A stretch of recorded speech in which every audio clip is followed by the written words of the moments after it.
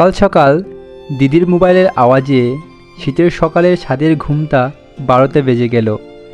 একটু চেঁচিয়ে পাশে শুয়ে থাকা দিদিকে ধাক্কা দিয়ে বললাম, দিদি, এই দিদি, ফোনটা তুল না, কখন থেকে বেজে যাচ্ছে। তোর জন্য একটু শান্তিতে ঘুমাতেও পারবো না, প্রতিদিন এক ঝামেলা। এই কি হলো তোর? আমায় এক ধমক দিয়ে একদম চুপ থাক, বুঝলি? দিদি বলল আমাকে। ও বাবা, মহারানীর মেজাজে বুঝতে পারলাম আবার সৈকতদার সাথে কিছু হয়েছে। উফ, পারেও এরা এখনও বাচ্চাদের মতো ঝগড়া করে। করবি তা কর, দিনের বেলা যত পারিস ঝগড়া কর, তাই বলে এই সকালে? আমার এত স্বাদের সকালে ঘুমটা, ধুর। হ্যালো বন্ধুগণ, গল্প কাহিনী চ্যানেলে আপনার সবাইকে জানাই ওয়েলকাম। আজকে আমি নিয়ে এসেছি একটি মিষ্টি প্রেমের ভালোবাসার গল্প কাহিনী। আমি রঞ্জা, আর এই রাগী মহারানী হলো আমার একমাত্র দিদি রাশি। বাবা মায়ের একচেটিয়া আদরে আর শাসনের অভাবে মোটামুটি জাগতিক জ্ঞানের ভাণ্ডারটি অবহেলায় রিক্ত করে রেখেছে। আমার বেলায় তা আবার কড়াই গন্দায় শুট করে নিয়েছে। মাঝে মাঝে ভাবি আমি বুধ হয় আমার বাবা মায়ের কুড়িয়ে পাওয়া মেয়ে, আর দিদি নিজের। ভাবলেন তো যে আমি হিংসুতে, তা ভাবুন। তবে সেসবের পরেও আমি দিদিকে খুব ভালোবাসি। কি বলুন তো, এরকম আপন ভোলা, মাথামোটা আর নরম মনটার কারণে ওকে ভালো না বেসে থাকা যায় না। যদিও দিদি আমাকে তার থেকে একটু হলেও বেশি ভালোবাসে। এবার আসি মহারাজ মানে সৈকতদার কাছে। সৈকতদা আর দিদি ছোটোবেলা থেকে বেস্ট ফ্রেন্ড, আর এখন বুঝতে পারছেন এদের ফ্রেন্ডশিপের খুনছুটির অত্যাচারে বর্তমানে অতিষ্ঠ আমি। ছোটোবেলা থেকে দেখতাম দিদি যেখানে সৈকতদাও সেখানে। এই যেমন দিদির শরীর খারাপ, তো সৈকতদা আমাদের সাথে ডাক্তারের চেম্বারে। পরীক্ষার আগে রাত তো সৈকতদা নিজের পড়া সেরে সারা রাত দিদিকে সাহস দিচ্ছে। নোটস থেকে সাজেশন দুজন একজোট হয়ে পড়ছে। কোনো বখাতে দিদির সাথে খারাপ ব্যবহার করেছে তো প্রতিবাদ সৈকতদা করেছে। আমরা দুবোন মার্কেটে যাব তো সাথে সৈকতদা গেছে। চুপি চুপি বলি মাঝে মাঝে তো সৈকতদাকে বডিগার্ড মনে হয়, অসহ্য লাগে তখন, কিন্তু নিরুপায়। পিকনিকের ড্রেস থেকে পার্টির ড্রেস সৈকতদা দিদি আর দিদির সৈকতদার পছন্দের পড়বে। তবে এই দুই মহামানব মানবী ছাড়া সৈকতদার পরিবার, আমার পরিবার ওদের ব্যাপারে নিশ্চিত, আর 4 হাত এক করার জন্য রাজি। ওই যে লোকে বলে, যার বিয়ে তার নাম নাই আর পাড়াপড়শির ঘুম নাই, এখানেও সেই অবস্থা। দিদিকে যদি বলি, দিদি সৈকতদা কি হ্যান্ডু, তোর সাথে হেব্বি মানাবে, তুই সৈকতদাকে বিয়েটা করেই ফেল। দিদির চোখ দুটো রসগোল্লা মার্কা করে, তোর মাথায় খারাপ? সৈকতদার মতো আনরোমান্টিক ছেলেকে বিয়ে, তাও আবার আমি? আমার বড় হবে, আরও স্মার্ট, গুড লুকিং, আর আর আর আমাকে ভালোবাসবে, সৈকতের মতো নয় যে শুধু ঝগড়া করবে।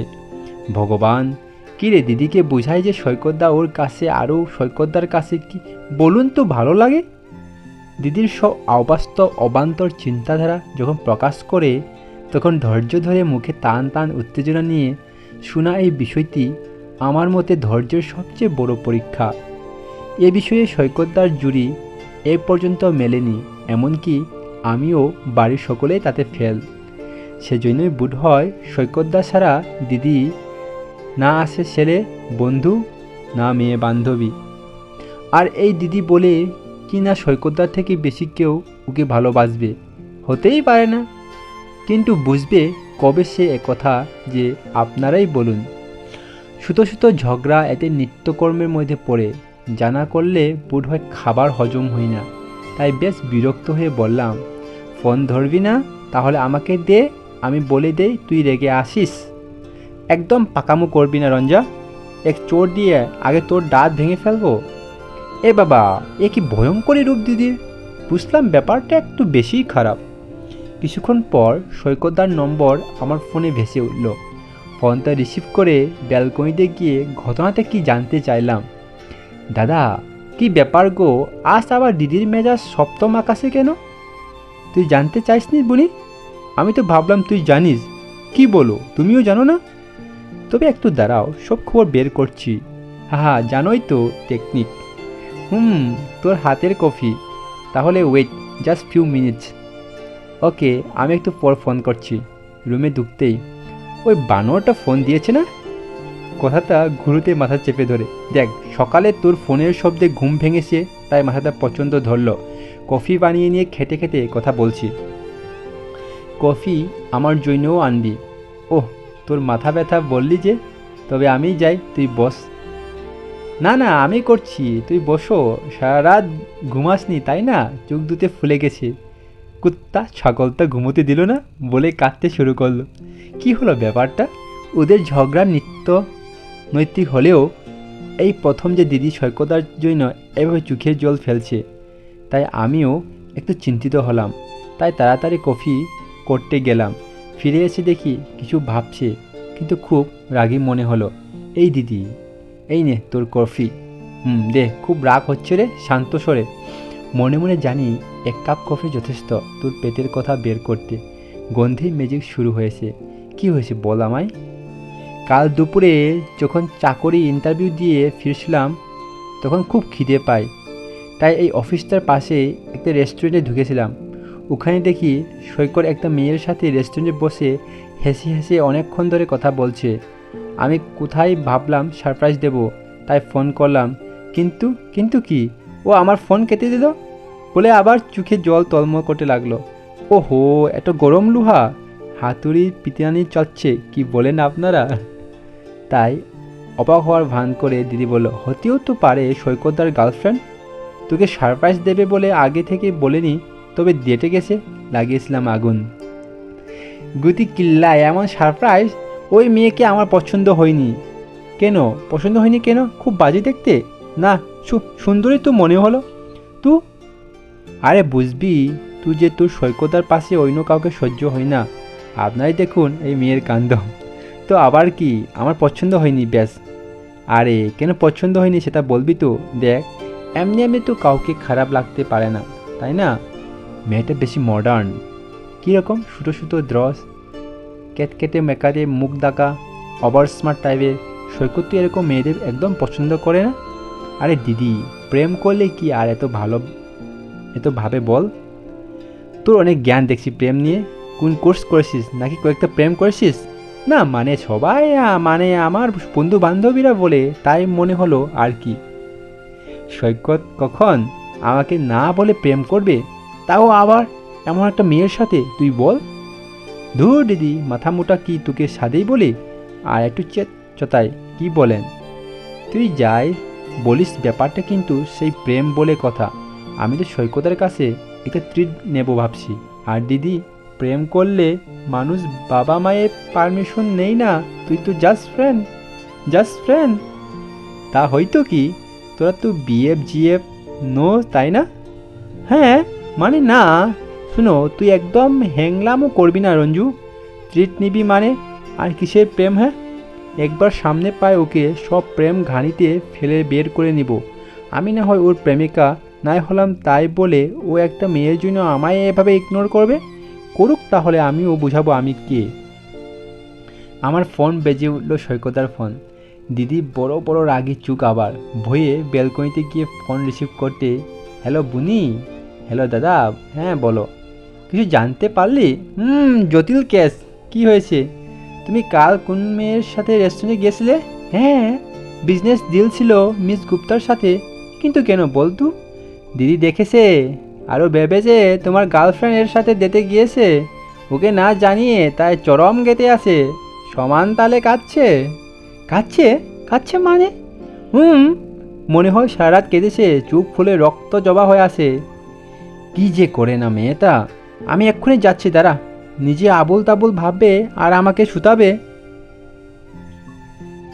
হ্যাঁ এসো, তাড়াতাড়ি এসো। তিন তিন পরপর কয়েকবার মা বিরক্তি সরে। মা রান্নাঘর থেকে, রঞ্জা দেখতু, কার বাড়িতে আগুন লাগলো? বেল বাজাতে বাজাতে কানটায় ঝাপালাপালা করে দিল সকাল সকাল। আগুন? আমি মনে মনে বললাম, আগুন তোমার বাড়িতে লেগেছে মা, আর গেটে ফায়ার সার্ভিসের কর্মী, হি হি। মনে মনে দরজা খুলে সৈকতদা ভেতরে এসো। স্প্লিং ড্রেসটাও সারেনি, লোকটা রাতে ঘুমায়নি, মনে হয় দিন নাও একেবারে। যা তা। বুনি, এক কাপ চা দিবি? তুমি দিদির রুমে যাও, আমি দুজনে চা জলখাবার দিচ্ছি। সৈকতদা প্রায় শুতে শুতে দোতলায় দিদির রুমের দিকে গেল। মা, কে এসেছে? রঞ্জা, তোমার হবু বড় জামাই। সৈকত এত সকালে? তোমার বড় মেয়ের মান ভাঙাতে। উনি কাল থেকে রণচন্ডী হয়ে আছে। এই জন্যই রাতে খেতে বলতে চটিয়ে উঠেছিল। আমি ভাবলাম চাকরি ইন্টারভিউ খারাপ দিয়েছে তাই। ওদের জল খাবার আর চাটা রেডি করে দাও তো, দিয়ে আসি। সে দিচ্ছি, কিন্তু তুই যে এসব দেখে দেখে ইচ্ছরে পাকা হচ্ছিস, তার কি হবে? কি আর হবে, আমার জ্ঞানের পরিধি বৃদ্ধি পাবে। হি, তোর সাথে কথাই পারবো না রে। তার চেয়ে বরং জলখাবারটা নিয়ে যা। সৈকত রাশির ঘরের দরজায় দাঁড়িয়ে দেখে রাশি এক মনে খাতায় আঁকিবুকি করে চলছে। রাগ হলে পেন্সিল নিয়ে আঁকে পাগলিতা ভেবে রুমের ভেতরে ঢুকে সৈকত। রাশি কারো পায়ের আওয়াজে মুখ তুলে দেখে সৈকত সামনে দাঁড়িয়ে আছে। সৈকতের ক্লান্ত চেহারা আর লাল চোখ দেখে ওর বুকের ভিতরটা মোচড় দিয়ে ওঠে।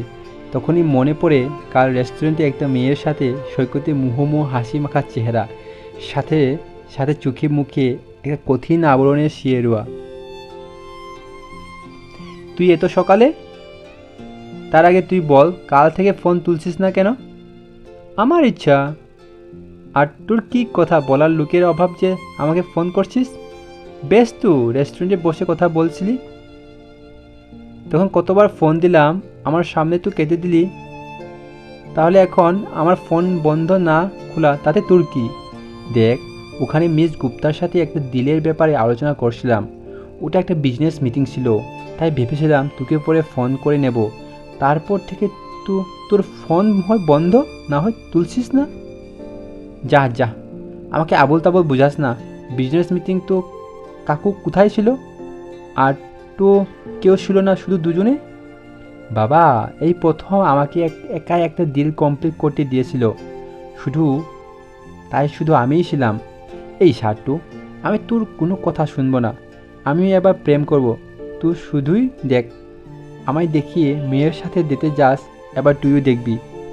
আমাদের কলেজের মানিককে তোর মনে আছে? আগে কতদিন আমাকে প্রপোজ করেছে, বাট আমার ইচ্ছে হয়নি। কিন্তু আজ ওর সাথে ফেসবুকে কথা হলো, বললাম আমিও প্রেম করব। সে ছেলে শুনে কি খুশি! কি বললি? কোন মানিক? তা সে যেই হোক, এখনই তাকে বল তুই ফাসলামো করছিলি। কখনো না, আমি তাহলে অন্য কারুর। সৈকত রাশির হাত ধরে বুকে টেনে নিয়ে এক হাত দিয়ে রাশির কোমরে শক্ত করে ধরে, অন্য হাত রাশির গালের উপরে কানের নিচে রেখে আঙুল দিয়ে কানের পাশে স্লাইড করতে করতে, ভালোবাসবি না ভালোবাসিস সেটাও তুই জানিস না, আর অন্য কাউকে ভালোবাসার কথা বললে না ঠ্যাং ভেঙে ঘরে বসিয়ে রাখবো। হঠাৎ সৈকতে এরকম করে জড়িয়ে ধরা আর কানের নিচে সৈকতে আঙুলের স্পর্শ এক অচেনার অনুভূতির পরিচয় করালো রাশিকে। আবেশে চোখ বন্ধ করে আছে রাশি। মন চাইছে সময় থেমে যাক, সৈকতের স্পর্শ শুধু অনুভব করুক অনন্তকাল। কি হলো, চুপ করে আসিস যে? সম্বিত ফিরে রাশি বুঝতে চেষ্টা করে কি হচ্ছে তার সাথে, কিন্তু সৈকতের বাহু দূরে নিজেকে এতটাই নিশ্চিন্ত লাগছে যে পৃথিবী আর কোনো কিছুতে যেন কোনো যায় আসে না। তবে কি এটাই ভালোবাসা? যার কাছে সমস্ত মন খারাপের অবসান, যার উপস্থিতি দুঃখের সাগরে সুখের পরশ দেয়, যার জন্য কবিরা কবিতা লেখে, শিল্পী গান গায়, যার বিরহে পৃথিবীর সমস্ত সুখ বিসর্জন দেওয়া যায়। হ্যাঁ তাই, এই তো সেই শক্তি, সেই অনুভূতি। সৈকত, আমি তোকে ভালোবাসি বলে অবাক চোখে তাকিয়ে রাশি। সৈকত, এতদিনে বুঝলি? আমি তো ক্লাস 9-এ বুঝেছি যে এই মেয়েটিকে ছাড়া আমি অসম্পূর্ণ। এর কাছে আমার সুখের চাবি, আর তাই আমার পাগলিটাকে সবার কাছ থেকে আগলে রেখেছি সব সময়। বলে রাশির কপালে একটা গভীর পরশ এঁকে দেয় সৈকত। রাশি আরও শক্ত করে জড়িয়ে ধরে সৈকতকে। এ যেন ওদের এক অন্য পৃথিবীর শুরুর প্রথম পদক্ষেপ।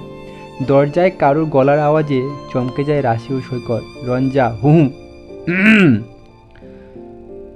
মনে চা তো ঠান্ডা হয়ে গেল, আর কতক্ষণ এভাবে দাঁড়িয়ে থাকবো? লজ্জায় রাশি বলল, এই এই পাজি মেয়ে, তোকে আসতে কে বারণ করেছে? না, মনে যা সিন চলছিল সিনেমাও ফেল। কাবাব মে হাড্ডি কে পছন্দ করে বলতো? কি বললি দিদি? শুধু আমাকে মারতে আসে। আমি ট্রেটা রেখে এক দূর এক ছুতে বাইরে এসে দাঁড়ায়। আজ খুব খুশি আমি। অবশ্যই দিদি বুঝতে পেরেছে তার ভালোবাসার অনুভূতি ও ভালোবাসার মানুষকে।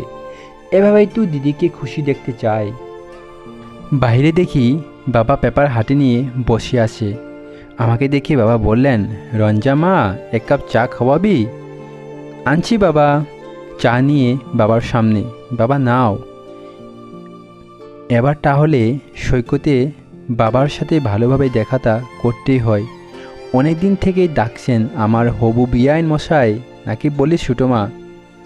অবাক অবাক তো আমি। বাবা জানলো কিভাবে দিদির কথা? আবার খুশিও হয়ে যা সব ঠিক, নাকি বলেন কবে যে আমারও এরকম পারফেক্ট একজন জুটবে ভগবানই জানেন। দরজায় দেখলাম দিদির ছায়া। আমাকে ধাওয়া করতে এসে আড়াল থেকে দিদিও শুনে ফেলল তার সদ্য বিকশিত ভালোবাসা নামক স্বপ্নটি বাস্তবের স্বীকৃতির পথে। দিদির বিয়ে খুব আনন্দ করব, আসবেন কিন্তু আপনারা, নিমন্ত্রণ রইল। আর দিদির প্রেম কাহিনীটা কেমন লাগলো জানাতে ভুলবেন না যেন।